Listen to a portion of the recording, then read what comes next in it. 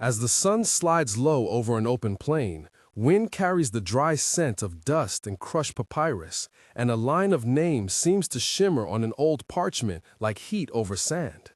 The Bible sits at the center of this map, not as myth or as mere relic, but as a living archive whose pages name fathers and nations. Genesis 10 lists the sons of Noah and presents a genealogy that links Ham and his children to regions that overlap with what we now call Africa. This episode promises to trace that thread, to read the text closely, and to separate careful interpretation from later misreadings. Before we begin, subscribe and hit the bell so you do not miss the next chapters of this inquiry. We start at the table of generations, where Noah appears, weary and human, and where Ham is named as a progenitor of peoples that the ancient writers associated with Cush, Mizraim, Put, and Canaan. In Genesis 10, the text functions like a map legend, names like Cush and Mizraim marking wider territories. Scholars, storytellers, and communities have read these lists differently across centuries.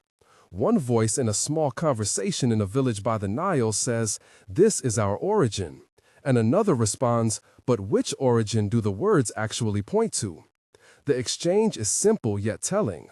"The manuscript calls him Cush," says Miriam. "That points south of Egypt." "Some traditions say Ethiopia," replies David. "Others point to Nubia or parts of the Sudan," says Amina. These four short lines reveal how communities interpret the same words through different senses of memory and landscape. The air tastes of smoke from hearths as elders argue and drums beat faintly in the distance, adding a low heartbeat to the debate. A concise backstory for the protagonist of our narrative clarifies motive and perspective.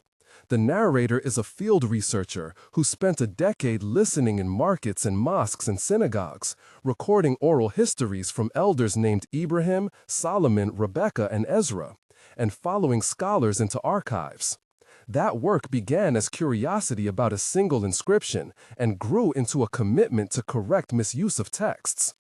The paragraph above sketches who guides our journey and why the inquiry matters. Now we enumerate the descendants named with care. Cush, in many Hebrew texts, is attached to territories of the Upper Nile, the lands of Nubia, and what later sources call Ethiopia. Mizraim consistently appears as the name for Egypt in Hebrew usage and links to the fertile delta with its reed beds and sun-warmed mud, a place of towering monuments and river smell at dawn. Put is more elusive, but appears associated with regions west of Egypt, perhaps in the Libyan coastlands where salt and incense trade met. Canaan, named last, became the homeland of the peoples from whom Israel itself emerged, and is named separately rather than subsumed under Ham in the genealogies. In the marketplace, a teacher named Joseph reads aloud. Genesis 10, while a farmer named Hannah runs a finger over a worn map. "Listen," says Joseph, "these names mark peoples, not curses." "But some read the curse into the list," counters Hannah. "We need to look at the scene in Genesis 9 and the language used." This dialogue expands what the words could and could not have meant. Sensory detail returns as we imagine the Nile at dusk, the hum of insects, the coolness of river mist on skin, and the smell of baked bread, while ancient names were first spoken. We will bring other sources into the fold.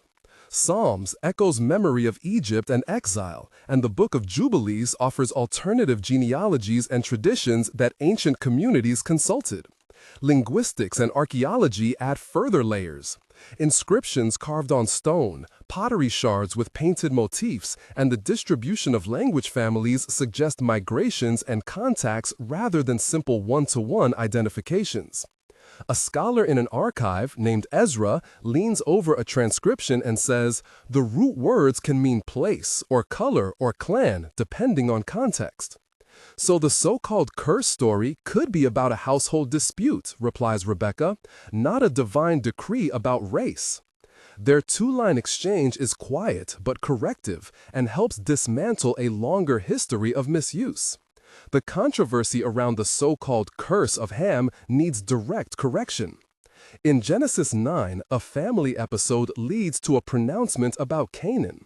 The text names Canaan and his descendants. It does not issue a global verdict against all of Ham's progeny. Over centuries, that specific line was misread and wielded to justify prejudice. We will state plainly that reading a family incident as a universal racial sentence misrepresents both the Hebrew text and the context of ancient genealogies. In response to that misuse, communities named Solomon, Miriam, Joseph, Amina, and Ibrahim appear across traditions to remember different origins and to resist simplifications. Turning to cultural context, traditions such as those preserved in Jewish commentaries and in the Book of Jubilees demonstrate how diverse ancient readers could be. Archaeology offers dates and material patterns, while ethnography brings oral memories recorded in villages and towns. These complementary approaches do not produce a single neat answer, but enrich the picture. Theories about places of burial and tumuli add a final layer of mystery. Some traditions place ancestral tombs in highlands of Ethiopia, others in the Nile Valley, or in ancient Mesopotamian sites. Reported finds of stelae and cairns invite hypotheses, yet often lack firm dating. Such gaps keep the story open and keep the work of careful scholarship necessary. If this has surprised you, you are not alone. Which idea seems most striking to you? That Ham is linked to Egypt, or that the curse was about a single descendant? Comment starting with "I think" that will help the conversation here and guide future episodes. Your voice matters in reconstructing how readers across time understood the past. As we close, remember that tracing names like Ham, Cush, Mizraim, Put, and Canaan through Genesis 10 and Psalms is not an exercise in labeling people for modern categories. It is a recovery of how ancient writers named neighbors and how later readers reshaped those names. We correct interpretations that turned a family story into a doctrine of exclusion, and we honor the dignity of communities who claim these lineages today. If you want more episodes that pair textual reading with archaeology and oral testimony, subscribe and join this community of inquiry.